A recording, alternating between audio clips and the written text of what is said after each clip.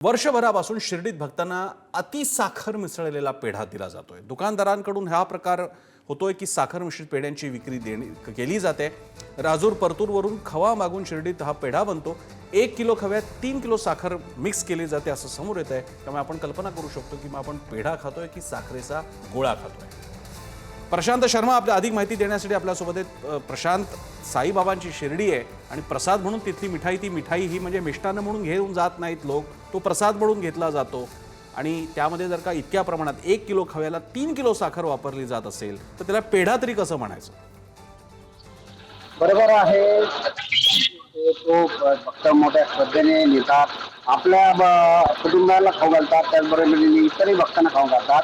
मात्र शिर्डीत जर बघितलं तर कुठेतरी व्यावसायिक स्पर्धा आणि दुकानदारांकडून स्वस्तात मागितला जाणारा पेढा अवघा 100 रुपये किलोने जो पेढा मागितला जातो, त्यामुळे उत्पादकांचं असं म्हणणं आहे की आम्ही त्या पेढ्यात मोठ्या प्रमाणात साखर मिक्स करतो. जर आम्हाला भाव मिळाला तर आम्ही तो चांगल्या दर्जाचा पेढा करू शकतो. मात्र गेल्या अनेक दिवसापासून कोणाचंही याकडे लक्ष गेलेलं नाहीये. अनेक ठिकाणी जो आहे त्या पेढ्याच्या पाकिटावर त्याची एक्सपायरी डेट टाकलेली नसते, प्राइस टाकलेली नसते.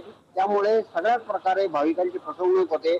यापूर्वी हार आणि प्रसादातून फसवणूक होती, आता मात्र पेढ्यातून फसवणूक होते असं समोर आलेलं आहे। हा प्रकार थांबवला जाईल यासाठी शिर्डी देवस्थान ट्रस्ट असेल किंवा तिकडचे स्थानिक प्रशासन असेल, जिल्हाधिकारी लक्ष घालतील अशी अपेक्षा आहे। कारण प्रश्न शिर्डीच्या प्रसादाचा आहे, प्रश्न आपल्या भाविकांच्या आरोग्याचा सुद्धा आहे।